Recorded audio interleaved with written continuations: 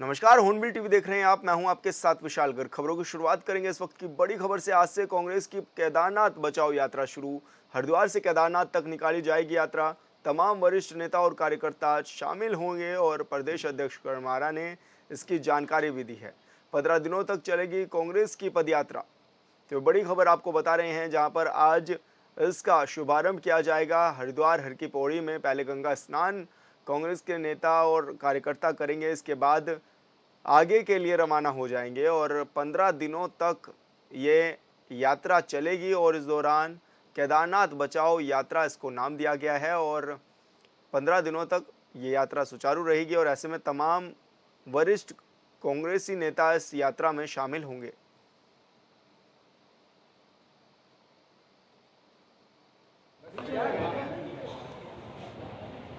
दिल्ली में जिस तरीके से केदारनाथ धाम ट्रस्ट का बेजा इस्तेमाल नाम का किया जा रहा है, लोगों को बरगलाया जा रहा है कि जो केदारनाथ नहीं जा सकते वो यहीं उनको पुण्य मिल जाएगा, मोक्ष मिल जाएगा, ये गलत है।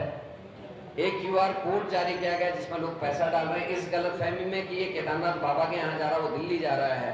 इसका हमने विरोध कर रखा है। केदारनाथ मंदिर में सोने की चोरी को लेकर आशंका है। जो 230 किलो सोना आया था वो कहाँ गया, कोई जानकारी नहीं दे रहा, ना जांच बैठा रहा है। वो हमारा तीसरा विषय है। चौथा विषय है गर्भगृह के जो कानून नरेंद्र मोदी जी ने तोड़े। बीकेटीसी के अध्यक्ष शंकराचार्य जी पे तो टिप्पणी कर रहे हैं, लेकिन प्रधानमंत्री को एक नोटिस नहीं दे सके। उस विषय में उनसे हमने बातचीत होनी है। और पांचवा जो मुद्दा है हमारा वो है कृष्णा माई की गुफा का नाम दोबारा कृष्णा माई की गुफा रखा जाए, और जो वहाँ टिकट लगाया गया है उस गुफा को देखने का, उसको हटाया जाना चाहिए। ये हमारे विषय।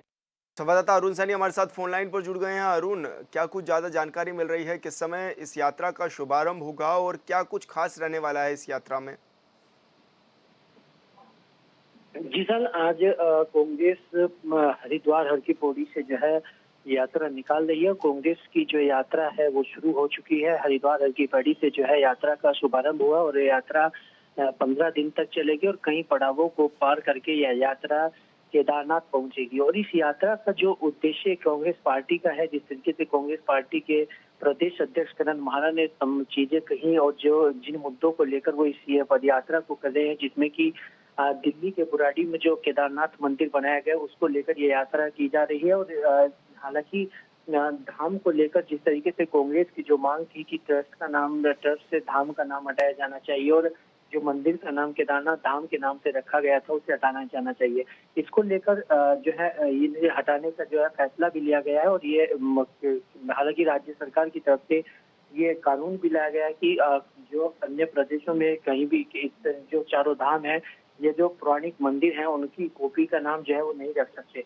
हालांकि इसी को लेकर अब 228 किलो सोना चोरी की जो लगातार बात विपक्षी दल के द्वारा की जा रही है। शंकराचार्य भी जो है 228 किलो सोना चोरी गर्भगृह से चोरी होने की बात जो है कह रहे हैं और इसकी जांच की मांग भी कर रहे हैं। तो इसको लेकर कांग्रेस पार्टी की पदयात्रा है। इसी के साथ साथ कांग्रेस पार्टी के प्रदेश अध्यक्ष का ये भी कहना है कि जिस तरीके से गर्भगृह के अंदर फोटो या वीडियो बनाना जो है वो वर्जित है। तो ऐसे में प्रधानमंत्री नरेंद्र मोदी ने गर्भगृह के नियमों को तोड़ा जब वो यहाँ केदारनाथ यात्रा पर आए थे।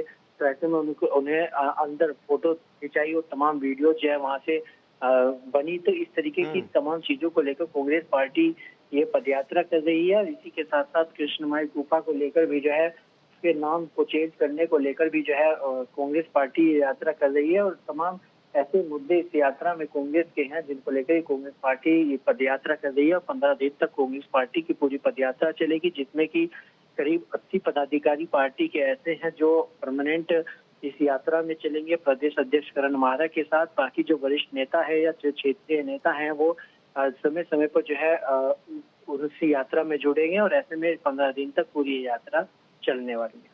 अरुण, क्या माने इस यात्रा के जरिए क्या संदेश दिया जाएगा? और साथ ही जिस तरह से अब जो सत्ता पक्ष के लोग हैं वो ये कहते हुए भी नजर आ रहे हैं कि उपचुनाव को लेकर के ये पूरा माहौल तैयार किया जा रहा है, क्योंकि केदारनाथ सीट पर तो उपचुनाव होने हैं और ऐसे में कि केदारनाथ चुनाव में इसको लाभ मिल सके कांग्रेस को, तो इसलिए इस तरह के विषय उठाए जा रहे हैं। जी बिल्कुल।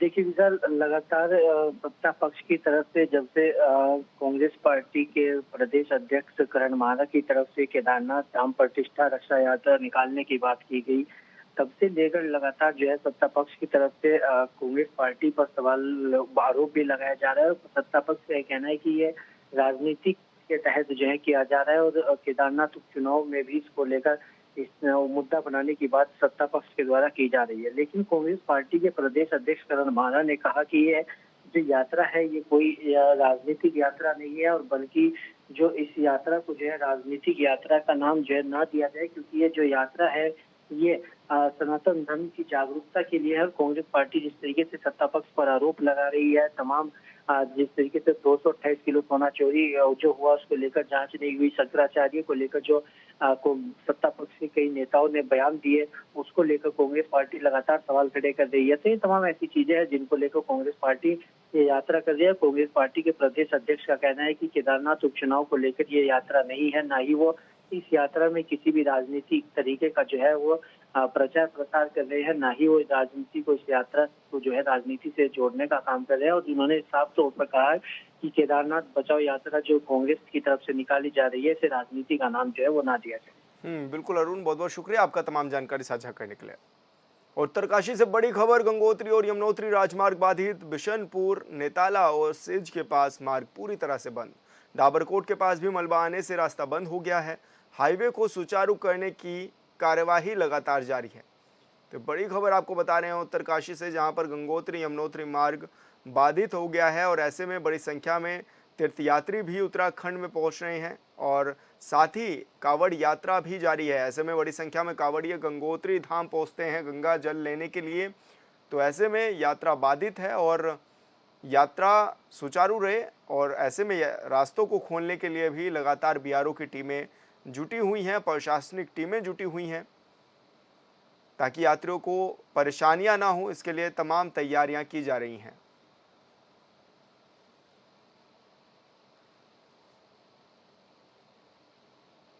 और संवाददाता दीपक नोटियाल हमारे साथ फोन लाइन पर जुड़ गए हैं। दीपक, किस तरह की तैयारियां हैं, रास्ते को खोलने के लिए क्या कुछ अभी इंतजाम किए जा चुके हैं और अभी कितनी बड़ी संख्या में तीर्थयात्री मौजूद हैं उत्तरकाशी जिले में? जी विशाल, आपको बता दूं कि जनपद उत्तरकाशी में लगातार जो है कुछ दिनों से जो है लगातार रात को जो है भारी बारिश हो रही है, जिसके कारण से जो है गंगोत्री राष्ट्रीय राजमार्ग सेंज के पास बिशनपुर एक जगह पड़ती है, वो लगातार 3 दिनों से टूट रहा है। और वहाँ पे जो है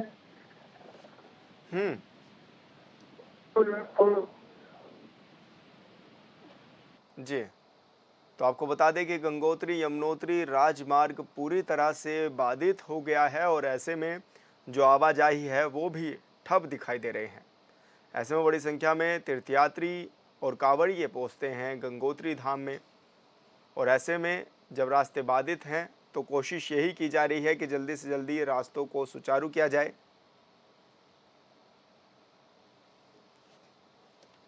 दीपक नोटियाल हमारे साथ बन गए हैं दोबारा से। दीपक, क्या माने किस तरह की तैयारियां हैं, कैसे खोले जा रहे हैं रास्ते, कब तक खोल दिए जाएंगे, पूरी तरह सुचारू किए जाएंगे रास्ते? जी विशाल, उत्तरकाशी जनपद में कल रात से लगातार बहुत ज्यादा बारिश हुई थी, जिसका कारण से जो गंगोत्री बिशनपुर के पास वहाँ पे जो है पूर्ण रूप से बंद हो चुका है, जिसको खोलने के लिए जो है अभी लगभग काफी समय लग सकता है, क्योंकि वहाँ पे जो है SDRF, BRO और जिला शासन की टीमें वहाँ पे मार्ग खोलने में लगी हुई। और अगर यमुनोत्री राष्ट्रीय राजमार्ग की बात बिल्कुल दीपक, बहुत बहुत शुक्रिया आपका तमाम जानकारी साझा करने के लिए। वित्त मंत्री निर्मला सीतारमण ने मोदी सरकार के तीसरे कार्यकाल का पहला आम बजट संसद में पेश किया है। उन्होंने लगातार 7वीं बार बजट पेश किया। बिहार, आंध्र प्रदेश को विशेष सहायता राशि की घोषणा भी की है और उत्तराखंड के बारे में कहा गया है कि उत्तराखंड में बादल फटने और भूस्खलन से हुए नुकसान में सरकार मदद करेगी। बजट पर उत्तराखंड के सीएम पुष्कर सिंह धामी ने पीएम की तारीफ कर रहे हैं, तो वहीं दूसरी तरफ विपक्ष पूछ रहा है कि बुलेट ट्रेन 15 लाख रुपए और 2 करोड़ रोजगार की बात भी की गई थी, लेकिन कुछ मिला है क्या?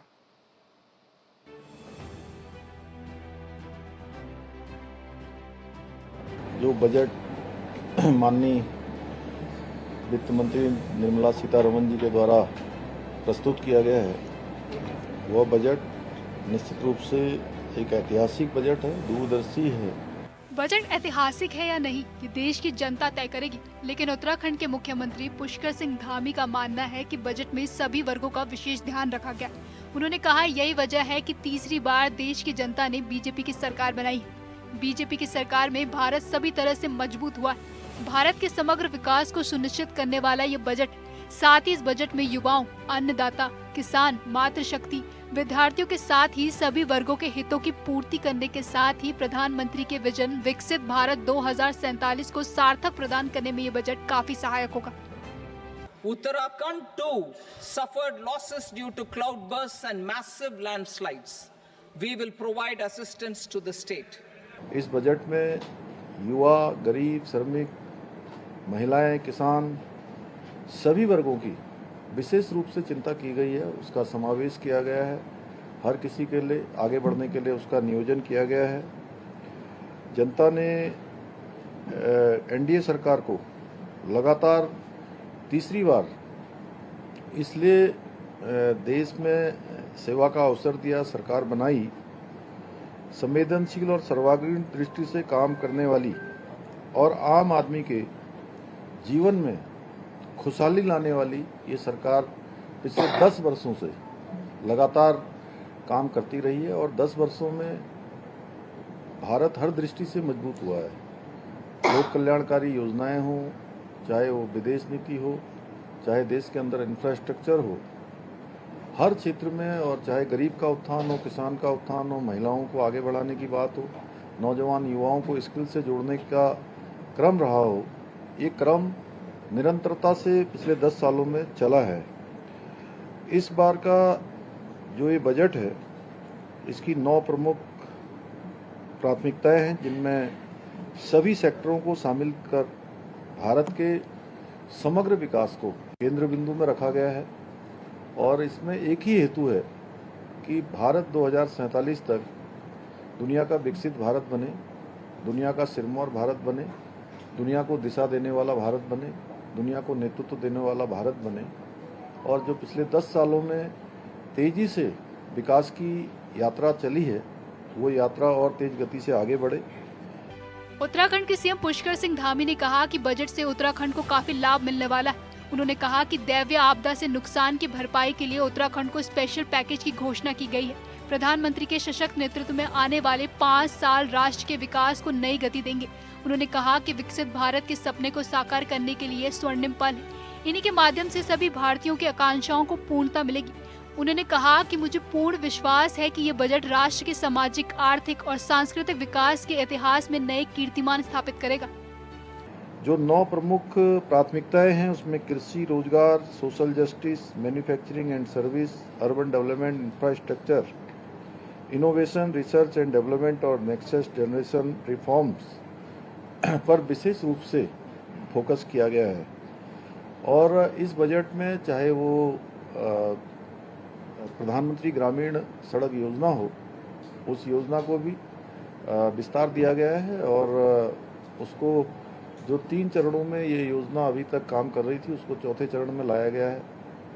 और इससे निश्चित रूप से हमारे जैसे राज्य उत्तराखंड को विशेष रूप से लाभ होने वाला है। इसके लिए भी मैं आदरणीय प्रधानमंत्री जी का और आदरणीय ग्रामीण विकास मंत्री जी का और निर्मला सीतारमण जी का धन्यवाद करता हूं। और साथ ही इस बजट में जो दैवीय आपदा से होने वाला नुकसान है, उसके लिए भी स्पेशल सहायता पैकेज देने की घोषणा की गई है और विशेषकर से उत्तराखंड का उसमें उल्लेख भी किया गया है। इसके लिए मैं आदरणीय वित्त मंत्री जी का विशेष धन्यवाद देता हूं। मैं पुनः आदरणीय प्रधानमंत्री जी का, आदरणीय वित्त मंत्री जी का और केंद्र सरकार को विकसित भारत बनाने के इस विशिष्ट जो संकल्प है, इसको देश के समक्ष प्रस्तुत करने के लिए उनका धन्यवाद करता हूं, आभार व्यक्त करता हूं। इसमें कोई शक नहीं है कि दैवीय आपदा की वजह से हर साल उत्तराखंड को काफी नुकसान होता है। लिहाजा इस बार के बजट में इसे लेकर सहायता देने की बात कही गई है। विपक्ष के आरोप पर सीएम धामी ने कहा कि कांग्रेस के लोग निराशा में हैं, इसलिए उनको बजट में कुछ नहीं दिखाई देता है। जिनके मन में निराशा होगी, उनको हर जगह निराशा दिखाई देगी। भारत आज दुनिया का सिरमौर भारत बन रहा है। भारत आज दुनिया को दिशा देने वाला भारत बन रहा है। पूरी दुनिया भारत का मान सम्मान कर रही है। और कांग्रेस को निराशा इसलिए दिखाई देती है कि कांग्रेस निराशा में है। 543 में से 99 सीट जीतकर वो अपने आप को जो है पूरे विश्व विजयी जैसा घोषित कर रहे हैं, तो उनके लिए निराशा ही है। बजट को लेकर उत्तराखंड के सीएम पुष्कर सिंह धामी केंद्र सरकार का आभार जता रहे हैं, तो इधर कांग्रेस सवाल उठा रही है। उत्तराखंड कांग्रेस के अध्यक्ष करण माहरा ने कहा कि पीएम मोदी का फंड जो है वो किसी को नहीं मिलता है। उन्होंने कहा कि उम्मीद थी कि पुरानी पेंशन योजना को बहाल किया जाएगा, अग्निवीर योजना को सुधारा जाएगा, लेकिन ऐसा नहीं हुआ। करण माहरा ने कहा कि smart city, bullet train, 2 crore रोजगार, मेक इन इंडिया का सपना दिखाने वालों से पूछा नहीं जाए, इसलिए ये लोग 2027 का सपना दिखा रहे हैं। फंड देना अलग बात है, क्योंकि प्रधानमंत्री रिलीफ फंड का जो लेखा जोखा है वो किसी को मिलता नहीं, वो बड़ा चिंता का विषय है। जो फंड आ रहा है वो हमको पूरा हमारे को मिल रहा है नहीं मिल रहा, इसकी हम जांच नहीं कर सकते, पहली बात। दूसरी बात, हमको बड़ी उम्मीदें थी कि पुरानी पेंशन बहाली पे कुछ ना कुछ चर्चा को उसको सिरे से खारिज कर दिया गया। हमको उम्मीद थी कि अग्निवीर योजना को कैंसिल किया जाएगा या उस पर कुछ संशोधन किए जाएंगे, उसको एक सिरे से खारिज कर दिया। सपना दिखाया गया है 2047 का, ताकि अब लोग bullet train, smart city, 2 crore रोजगार, 15 लाख की बात ना करें, मेक इन इंडिया की बात ना करें। तो 2047 तक का छुट्टी मांग ली आप सबसे कि ना प्रेस मीडिया कुछ पूछ सके, ना विपक्ष कुछ कह सके। तो ये केवल और केवल आंख में धूल झोंकने का है, और ऐसा सपना दिखाया गया है जो शायद ही कभी पूरा हो सके। बजट में वित्त मंत्री ने उत्तराखंड का जिक्र करते हुए कहा कि उत्तराखंड में बादल फटने और भूस्खलन से हुए नुकसान में सरकार मदद करेगी। असम, उत्तराखंड, सिक्किम में बाढ़ प्रबंधन और संबंधित परियोजनाओं के लिए सहायता की जाएगी। बजट को लेकर सत्ता पक्ष हो या फिर विपक्ष, इसे लेकर सबकी अपनी अपनी दलीलें। Bureau report, hornbill TV. Haridwar में कावड़ मेले के चलते जिलाधिकारी ने कक्षा 1 से 12 तक विद्यालय और आंगनबाड़ी केंद्रों को बंद करने के आदेश जारी किए हैं। कावड़ियों की बढ़ती भीड़ को देखते हुए ही हरिद्वार प्रशासन ने यह फैसला लिया है। जिलाधिकारी ने आदेश दिए हैं कि 27 जुलाई से 2 अगस्त तक सभी विद्यालय और आंगनबाड़ी केंद्र बंद रहेंगे। जिलाधिकारी का कहना है कि कावड़ मेले के दौरान हरिद्वार में भारी भीड़ होती है, जिससे यातायात और सुरक्षा के मुद्दे उत्पन्न हो सकते हैं। इसलिए छात्रों और बच्चों की सुरक्षा को देखते हुए ये कदम उठाया गया है। संवाददाता मनोज कश्यप हमारे साथ फोन लाइन पर जुड़ गए हैं। मनोज, जिस तरह से अब स्कूलों की भी छुट्टी की गई है और साथ ही कावड़ यात्रा भी अपने चरम पर है, तो क्या माने किस तरह की तैयारियां हैं प्रशासन की? बिल्कुल, देखिए विशाल, लगातार ही कावड़ मेले में जो कावड़िया इस वक्त वो लगातार पहुंचे और रोजाना यहाँ पे लाखों की संख्या में इस वक्त हरिद्वार पहुंचते हैं। इसलिए यहाँ पे कावड़ मेले को लेकर जिलाधिकारी ने एक आदेश जारी किया गया है, जिसमें साफ तौर से कहा है कि कक्षा 1 से लेके सभी जो स्कूल है, गैर सरकारी और सरकारी और आंगनबाड़ी केंद्रों की जो छुट्टी यहाँ पे की जाएगी। हालांकि ये जो आदेश है ये 27 तारीख से लागू होगा। लगातार हमने देखा है कि जिस तरीके से अब सड़कों पर दबाव बढ़ने लगे हैं, यहाँ पे लगातार जो वक्त है वो कावड़ लेके पहुंचे। यहाँ पे डाक कावड़ का जो सिलसिला है वो भी अब शुरू हो गया है, तो उसको लेकर यहाँ पे सुरक्षा को देखते हुए यहाँ पे जिलाधिकारी ने एक जो आदेश है वो जारी कर दिया गया है। इससे साफ तौर से यहाँ पे तमाम जो स्कूल होंगे उनकी छुट्टी कर दी गई है, क्योंकि यहाँ पे हमने देखा है कि सड़कों पे जब ट्रेन के जो ट्रैफिक है वो बढ़ जाते हैं तो उसको लेकर कई सारे अनहोनी हादसे हो जाते हैं, तो उसको ध्यान में रखते हुए ये आदेश जारी किया गया है। जी विशाल। बिल्कुल मनोज, बहुत बहुत शुक्रिया आपका तमाम जानकारी साझा करने के लिए। रुड़की के मंगलोर थाना क्षेत्र में कावड़ियों का उत्पात दिखाई दिया है। यहां कावड़ियों ने पहले रिक्शा चालक की जमकर पिटाई की और उसके बाद रिक्शा में तोड़फोड़ भी कर दी। इस दौरान पुलिसकर्मियों ने कावड़ियों को काफ़ी कोशिश की रोकने की, लेकिन उन्होंने एक ना सुनी और तोड़फोड़ करते रहे। वहीं मारपीट में रिक्शा घायल चालक को और साथी कावड़ियों को भी अस्पताल में भर्ती कराया गया है।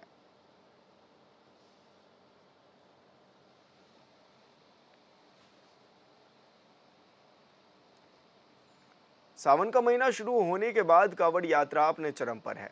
कावड़ यात्रा के चलते हरिद्वार का बहादुराबाद थाना क्षेत्र पूरी तरह से व्यस्त है। इसी बीच बोंगला पेट्रोल पंप के पास रात भर सड़कों पर खतरनाक स्टंट होते रहे, जिसके बाद भी पुलिस पूरी तरह बेखबर रही। कावड़ यात्रा के दौरान कुछ कावड़ियों ने बीच सड़क पर मोटरसाइकिल से खतरनाक स्टंट करना शुरू कर दिया।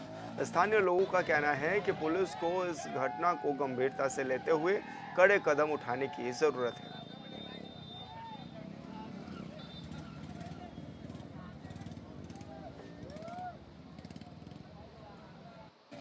टनकपुर में बारिश के चलते घसियारा मंडी में नाला उफान पर आने से पूरा इलाके में जलमग्न हो गया है, जिसके बाद डीएम के निर्देश पर एसडीएम आकाश जोशी के नेतृत्व में टीम ने बचाव और राहत कार्यों के साथ ही प्रभावितों को मदद भी उपलब्ध कराई है। साथ ही सिंचाई विभाग की ओर से किरोड़ा नाले में डाइवर्जन का कार्य किया गया था। वहीं प्रशासन की ओर से लगातार घसियारा मंडी में नाले की सफाई कार्य के अतिरिक्त नाले से अतिक्रमण हटाने का काम भी लगातार जारी है, जिसके तहत टीम ने घसियारा मंडी नाले की सफाई और नाले में किए गए अतिक्रमण को बुलडोजर की मदद से हटाया है। इसको लेकर एसडीएम ने बताया है कि अभी तक इस प्रकार के लगभग 12 अतिक्रमण हटाए जा चुके हैं।